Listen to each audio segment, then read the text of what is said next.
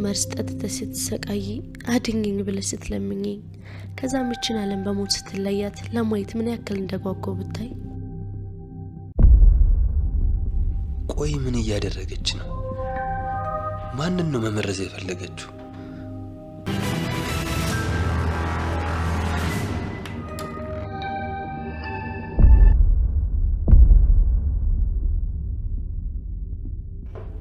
ቆይ ምን እያደረክ ነው? አንዲት ሰራተኛ እንዴት ከኛ እኩል ቁጭ ብላ ሻይ ትጠጣለች? አዎ ደህና አይደለም። ምንሽ ምስኪን ነኝ ልጅ።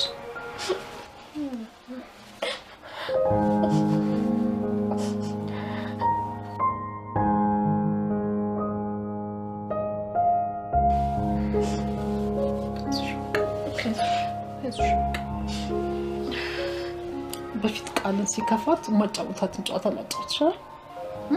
እሺ እስኪ ሜቴ ሎሚ ሽታ ሎሚ ሽታ ያሰውዬ ምናለሽ ማታ ምንም አላለም ዳሩ ፈቶ ይሰድሻለኝ አይወስድሽም ትዳሩ ፈቶ ብሎልሻል ጋሻጦ ከቤቴ በላይ ኩራ ስፍሮ የለችም ብሎ ሄዱ በሮ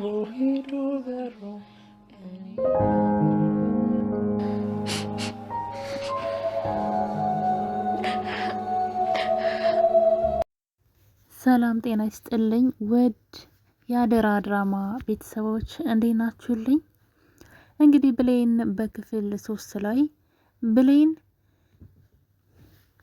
ወላጅ እናቷን ልጅ ነይ ብላ ከመጣችው ልጅ ለመከላከል ምክንያቱም እሷን ለማትረፍ በጣም ብዙ ዋጋ እየከፈለች ትገኛለች። እናትየዋን ለመመረዝ ያችኛዋ እንግዲህ ቆርጣ ተነስታ ነበረ ለገንዘብ ብላ።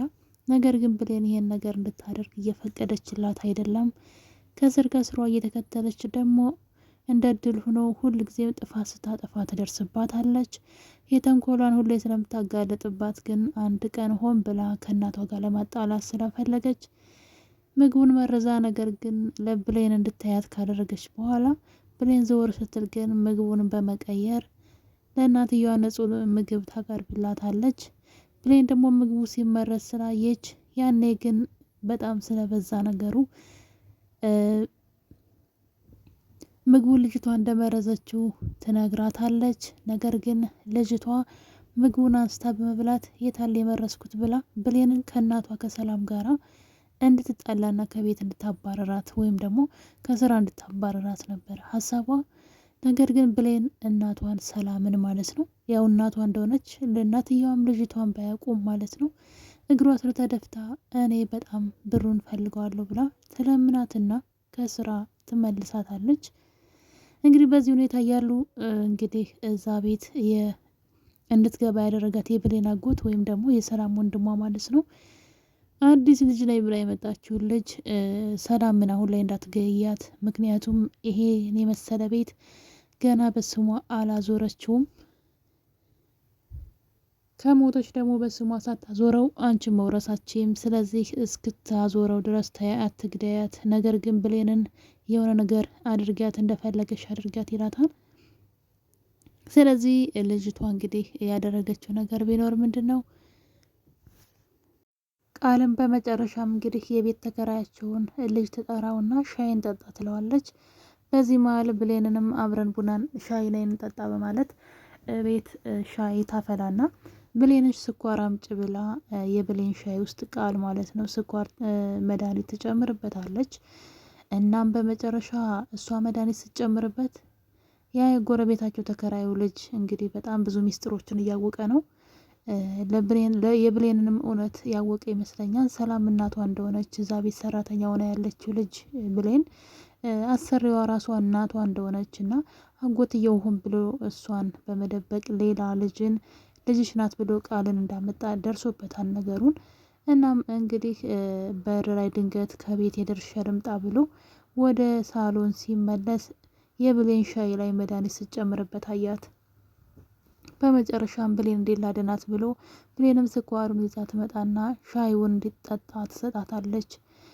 ነገር ግን ልጁ መርዝ ሲጨመርበት ስላየ ብሌን መርዙ እንዳጠጣው ስለፈለገ ብሌን ልጠጣ ያነሳችውን ሻይ በመንጠቅ ምንድን ነው ለምን አሰጣት ምትጠጣ ትላለች ያችኛዋ ቃል ማለት ነው። ምክንያቱም ያው ሆን ብላ ተንኮሏን ስለምታውቅ ልጅቷ እንድትመረዝ ስለፈለገች ነው እና ልትገላት ስለፈለገች ነው። ልጁ ግን መርዝ ሲጨመርበት ስላየ ከቀማት በኋላ ምንድን ነው ያመሃኘው ምክንያት ሰራተኛ ከመቼ ጀምሮ ነው ከኛ ጋር ቁጭ ብሎ ሻይ የሚጠጣው እንደዚህ ማቅበጥ ምንድን ነው በማለት ኃይለ ቃል ይናገራታል። ብሌንም በጣም ልቧ ተሰበረና ደነገጠች። ካፏ ላይ ነበር የነጠቃት እና እንባዋን በማፍሰስ እንግዲህ ዝም ትለዋለች።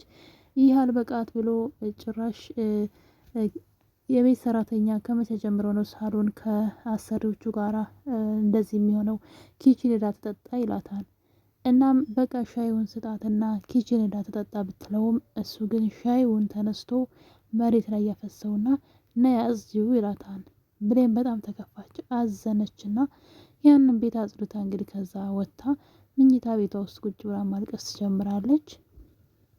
በእርግጥ ልጁ ሆን ብሎ ነው ይሄን ሁሉ ነገር ምክንያቱም በጣም ብዙ ሚስጥሮችን ስለ ብሌን እና ስለ እናቷ እያወቀ እንዲሁም ደግሞ ልጅ ነኝ ብላ ስለመጣች ስለ ቃል አንዳንድ ሚስጥሮችን እያወቀ ስለሆነ ሰዎች እንዳይጠረጥሩት ሆን ብሎ ነበር እንደዛ ያደረገው። ብሌን ግን ነገሩ ስላልገባት በጣም ደንግጣለች። ምን ባደርገው ነው ብላ ልቧ ተሰበረ። እናም ወደ መኝታ ቤቷ ሄዳ ብሌን ማልቀስ ትጀምራለች። አሰሪዋ ሰላም ድንገት ወደ ቤት ስትመጣ ቤቱ ቆሽሾ ነበር።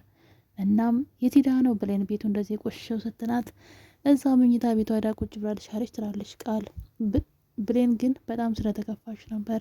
በመጨረሻም ሰላም በመናደድ ይችልች ቆይ አላበዛችሁም እንዴ ልትሰራ አይደል እንዴ መጣችሁ ለምንድን ነው እየገባች የምትቀመጠው በማለት ወደ ልጅቷ ክላስ ትሄድና ልትጮህባት ስትሞክር ነገር ግን ብሌን ስቅስቅ ብላ እያለቀሰች ነበር። እናም ሰላም ስቅስቅ ብላ ስታለቅስ ስላሳዘነቻት ከአጠገቧ ቁጭ ብላ እንደ እናት ማውራት ትጀምራለች።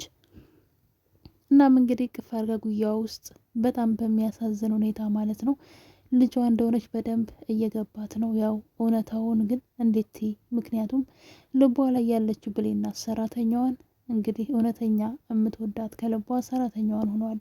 ስታቅፋት የድሮ የልጇን ነገር ነው ትዝ የሚላት።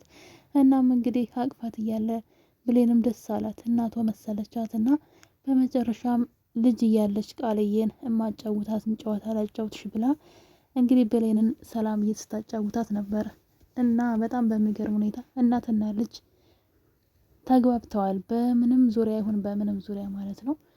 እና እንግዲህ በዚህ ሁኔታ እያሉ ነበረ ድንገት ብሌን ማለት ነው ወላጅ እናቴ ጋር ሄጄ ልምጣትልና እናቷ ጋር ሄዳ እናቷን እንድትፈልግላትና አሁን አሰሬ ሆና እያሰራችኝ ያለችው ሴትዮ ስታቅፈኝ እናቴ እየመሰለች እየተሰቃየው ነው እባክሽ እናቴን ፈልግልኝ ትላታለች።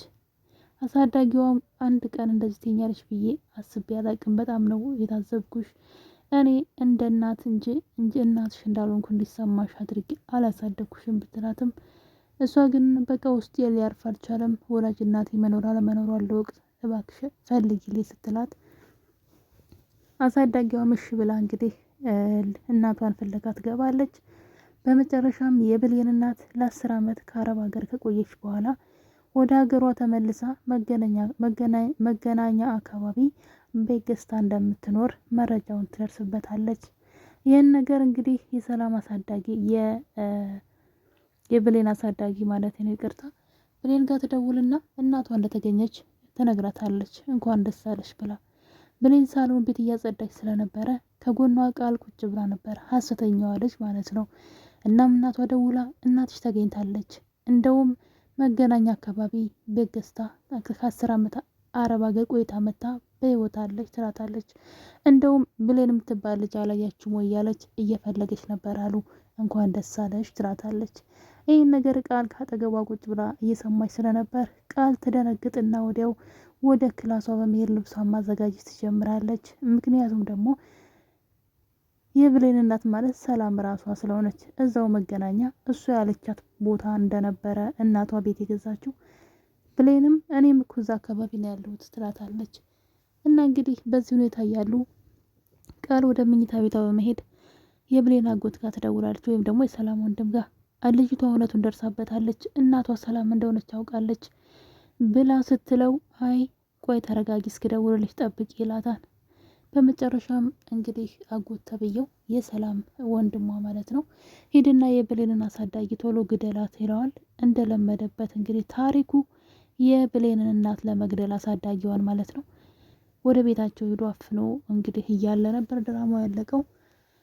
አይሆፕ የብሌን አሳዳጊ አትሞትም ብለን ተስፋ እናደርጋለን። መሞትም የለባትም ገና ብዙ ነገር ጥሩ ነገር ማየት አለባት ብዬ አስባለሁ የኔ ተወዳጆች።